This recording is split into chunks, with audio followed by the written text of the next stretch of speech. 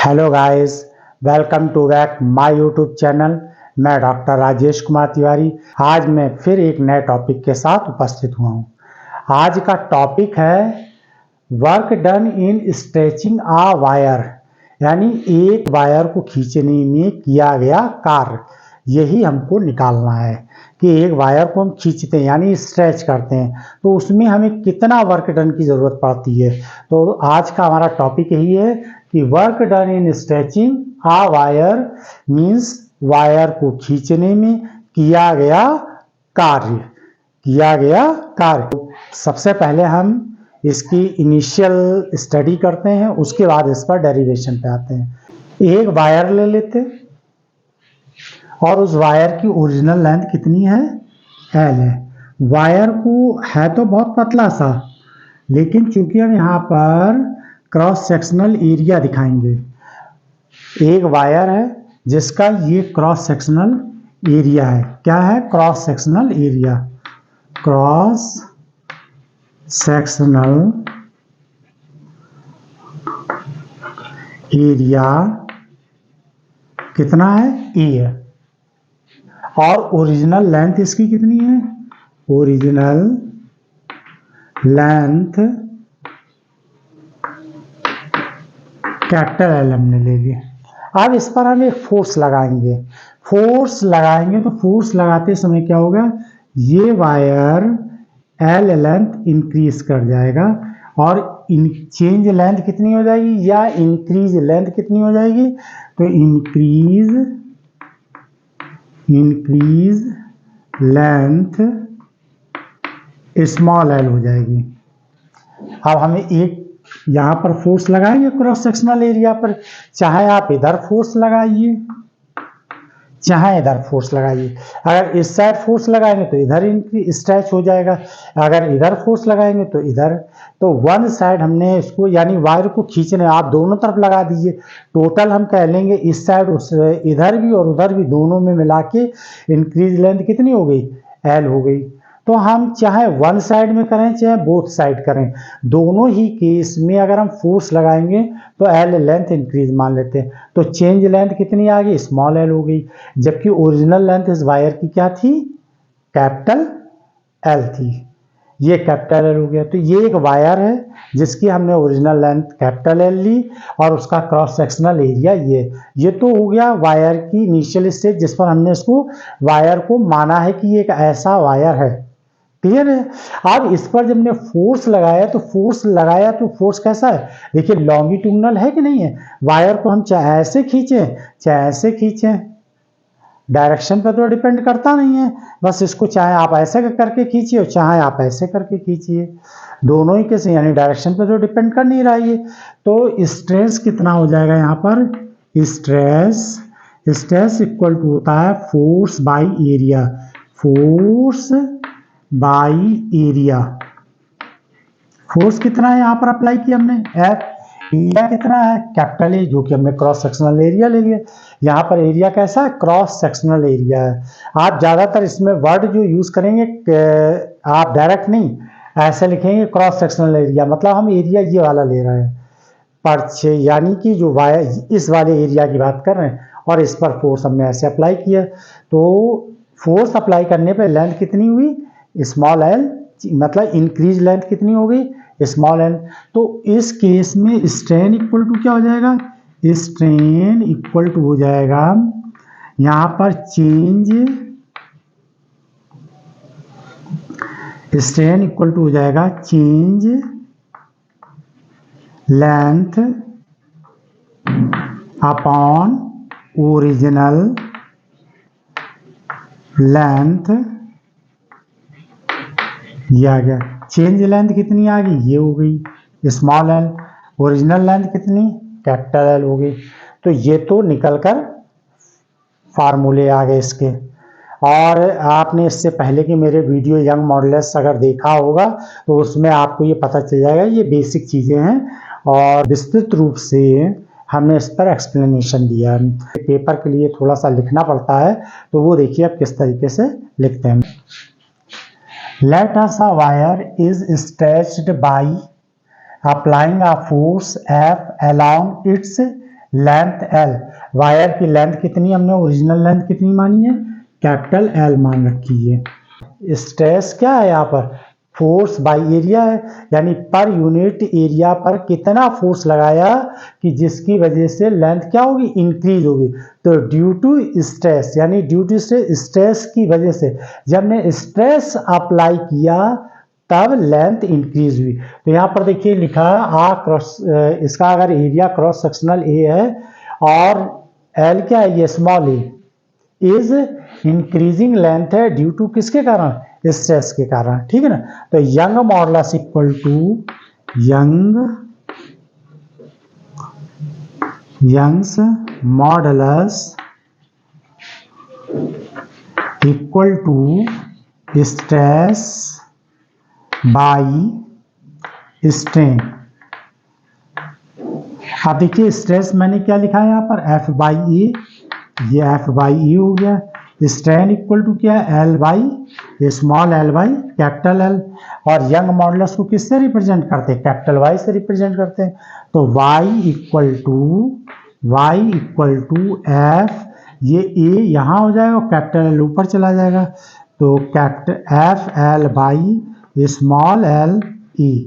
इसको एफ निकाल लीजिए यहाँ पर, तो एफ इक्वल टू हो जाएगा Y small L A by ये कैपिटल एल आ जाएगा। ये फोर्स निकल कर आ गया, ये फोर्स निकाल लिया मैंने, किस लिए, यानी इस वायर को जब हमने स्ट्रेच किया यानी खींचा, तो खींचने में फोर्स हमने अप्लाई किया, वो हमने फोर्स यहाँ पर ये निकाल लिया, F equal to Y A small L by capital, ये निकाल। आप यहाँ पर देखिए, अगर मान लीजिए मैं ये कहूँ कि मैंने स्मॉल एलिमेंट स्ट्रेच किया, स्मॉल एलिमेंट को स्ट्रेच करने में कितना फोर्स अप्लाई किया, work done is producing a stretching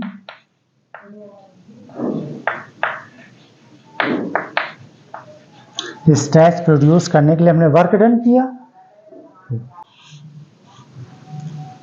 for small element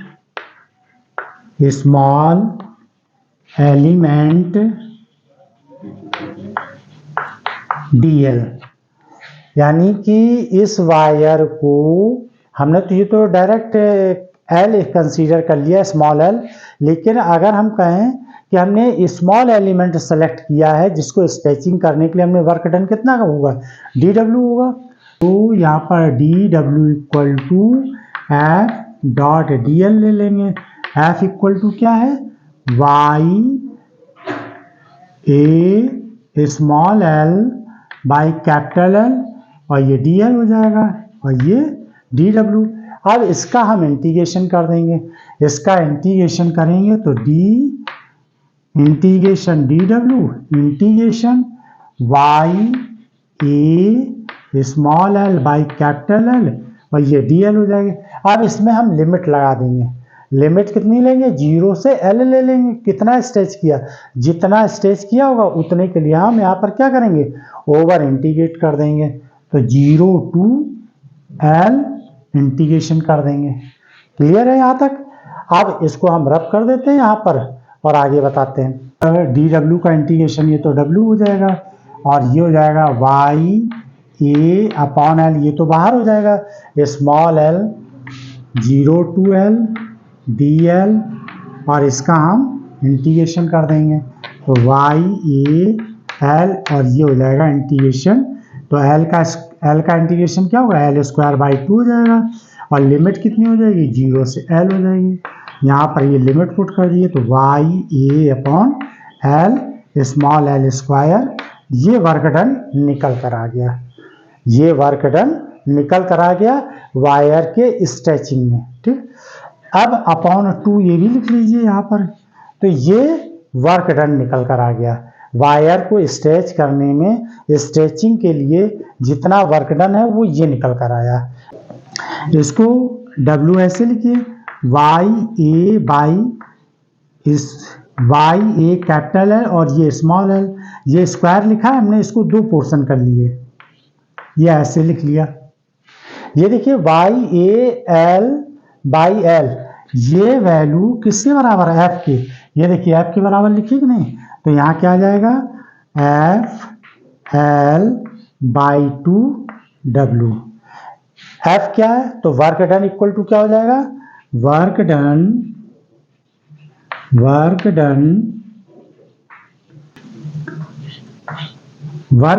equal to 1/2।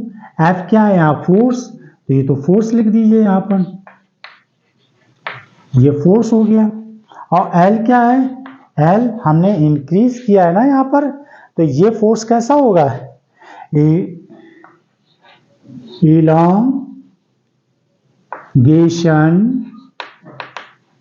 produced। तो खींचने के लिए वायर में इतना फोर्स लगाया तो ये वर्क डन हो जाएगा, तो 1/2 force into elongation produce. Work done equal to क्या हो जाएगा, 1/2 force into elongation produce. Clear है यहां तक।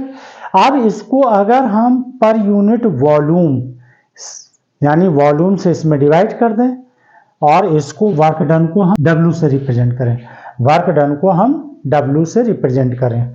अब हम वर्क डन निकालें per unit volume, work done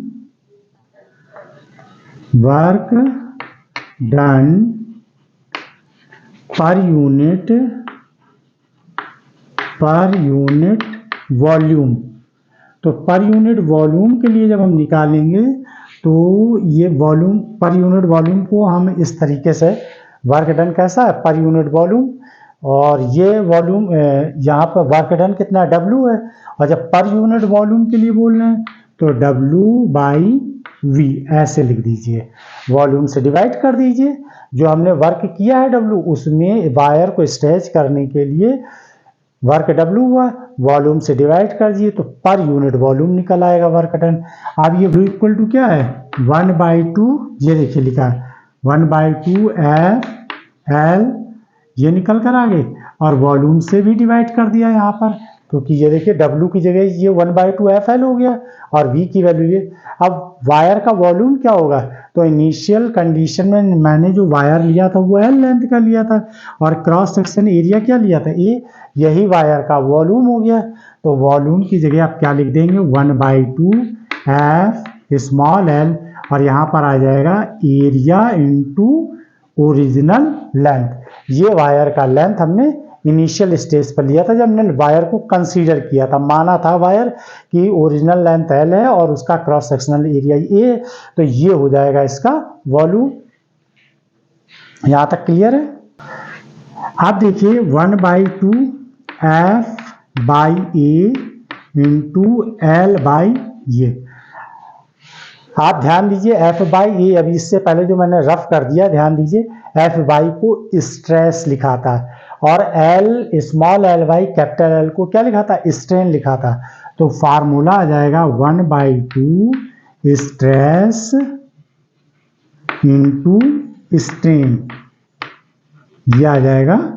अब ये वर्क डन निकल कर आ गया, वर्क डन किसके लिए, स्ट्रेचिंग वायर के लिए। स्ट्रेचिंग वायर के लिए work done 1/2 stress into strain हो गया, यानी कि मतलब लॉन्गिट्यूडनल हमने स्ट्रेस किया है, लॉन्गिट्यूडनल स्ट्रेस किया है। क्लियर है। तो ये वर्क डन निकल आया। तो यानी इसका मतलब ये जो वर्क डन है वो वायर में किस फॉर्म में स्टोर हो जाता है, पोटेंशियल एनर्जी के फॉर्म में स्टोर हो जाता है। किसके फॉर्म में स्टोर हो जाता है, पोटेंशियल एनर्जी के फॉर्म में। वायर को जब खींचते हैं तो उसमें एक एनर्जी के फॉर्म में स्टोर हो जाता है। वो एनर्जी कौन सी होती है, elastic potential energy. Work done is stored elastic potential energy. Clear है यहाँ तक। वर्क इज, और किस फॉर्म में स्टोर हो जाएगी, इलास्टिक पोटेंशियल एनर्जी के फॉर्म में स्टोर हो जाएगी। The elastic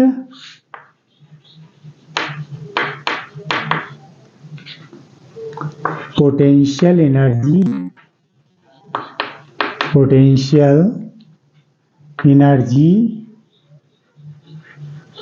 of a wire.